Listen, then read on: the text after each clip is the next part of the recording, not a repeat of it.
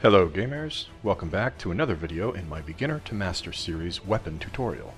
I am Brilliant Suns Gaming, but feel free to call me BSG, Suns, BS Gaming. I have layers. In my last tutorial, we covered the katana. However, you may be thinking, BSG, what could be better than the katana? Dual katanas. Clearly. That's right. We now get to dive into the weapon I started with since all the way back in Neo 1. Dual swords are another beginner-friendly weapon with a very quick moveset, power, and lots of utility. It also has one of the best zero-key combos in the game. The standard combos will deal relatively low damage per hit, but the active skills bridge that gap.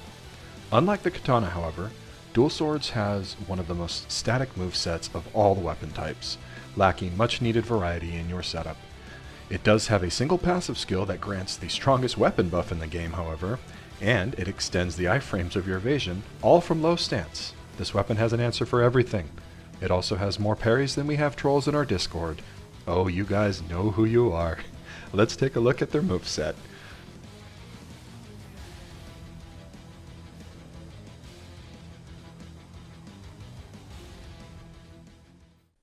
Starting off in low stance, we menacingly approach the platform. Low stance is serious business.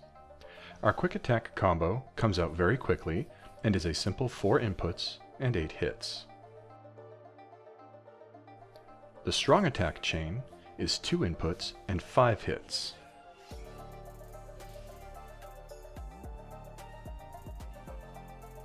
Following up with mid stance, now that our platform is properly intimidated, the combo chain is 4 inputs for a total of 8 hits.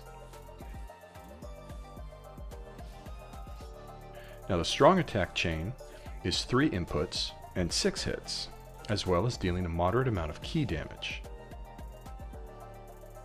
Mid-stance attacks have decent hitboxes, and a full quick attack combo chain into a God of Wind 3 just feels damn good.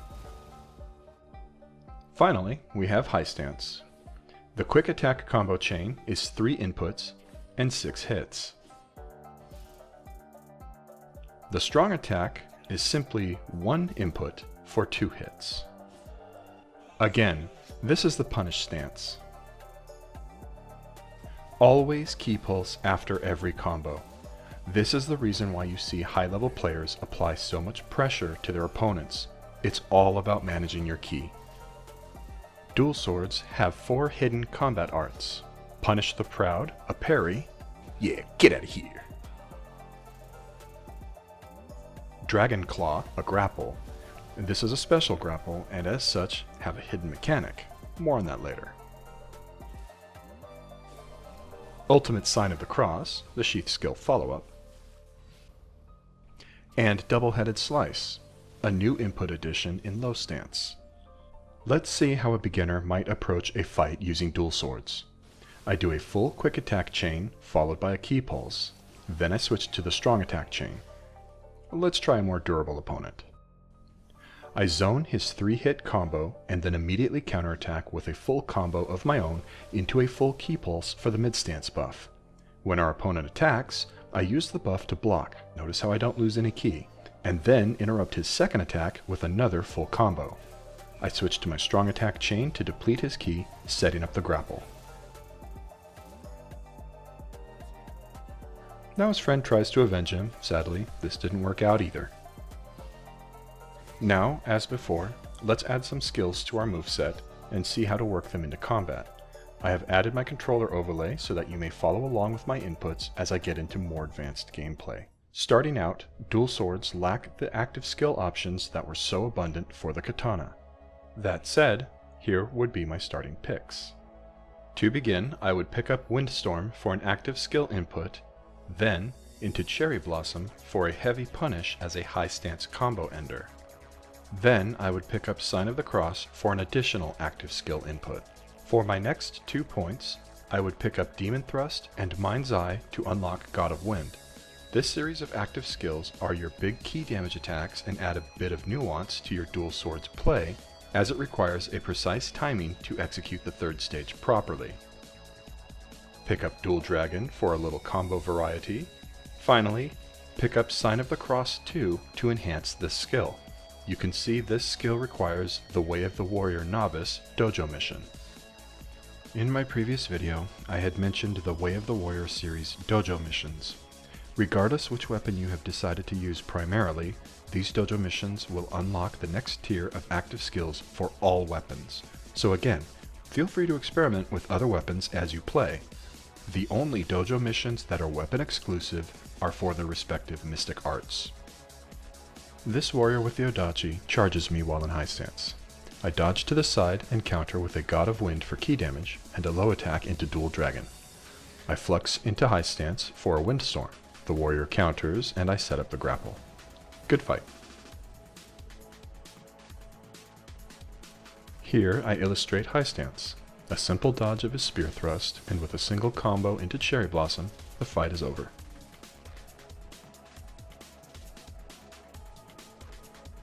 Ippon tends to give some players trouble. I dodge his hammer swing with a full mid-stance combo before dodging his counter. I switch to a low stance combo into Dual Dragon, which he dodges. The Ippon counters, which I evade again and counter with a Windstorm, breaking his tusks. This gives me time to deplete his ki with a God of Wind, which opens a huge punish window, ending with a sign of the cross.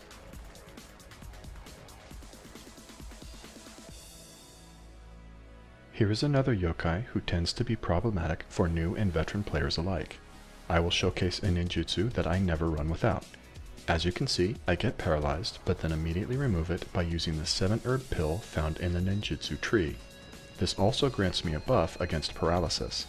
She keeps staring at me, I am devastatingly handsome, to illustrate how the buff protects you from being paralyzed again while it's active. I throw in a taunt and counter her next burst attack into a Cherry Blossom for some damage.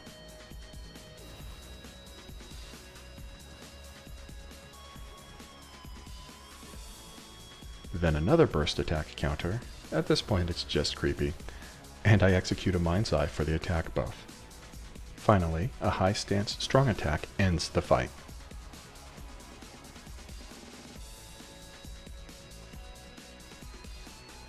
Here is another Ippon. This time he has an Odachi, expanding his moveset from the hammer version. After a quick burst counter, I have enough time for a single quick attack into a full God of Wind.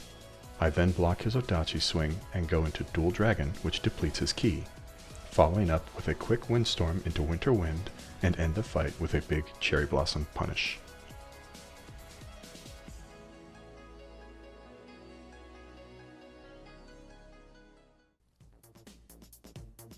Let me elaborate on what a zero ki combo is.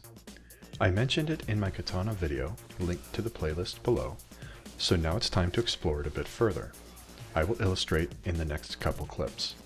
A zero ki combo is any combination of skills that results in your opponent, usually human, being unable to recover their ki before you deplete it again. This is more effective than using grapples or killing strikes, as either of those will fill your opponent's ki bar. Burst counters will also add a ki recovery debuff to your opponent, allowing for easier access to zero ki combos. As you can see, instead of opting for a killing strike or grapple, I continue to pressure by using low hitting attacks in order to deplete their ki repeatedly. Once your opponent is out of ki, a single strike will cause them to fall over. A second strike knocks them to the ground immediately, and a third will stand them back up again, preventing them from fully recovering their ki. Or, they may decide they've had enough and go for a swim instead.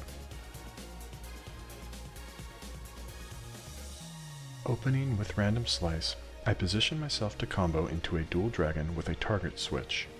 I was just out of range, so I used Winter Wind to close the gap into a full mid-stance combo with a God of Wind 3 ender into another Winter Wind. I parry the incoming warrior and reposition again with Dual Dragon and press my advantage into a Mortal Flow with a target switch. A Windstorm protects my back from an incoming attack, allowing me time to set up a Random Slice.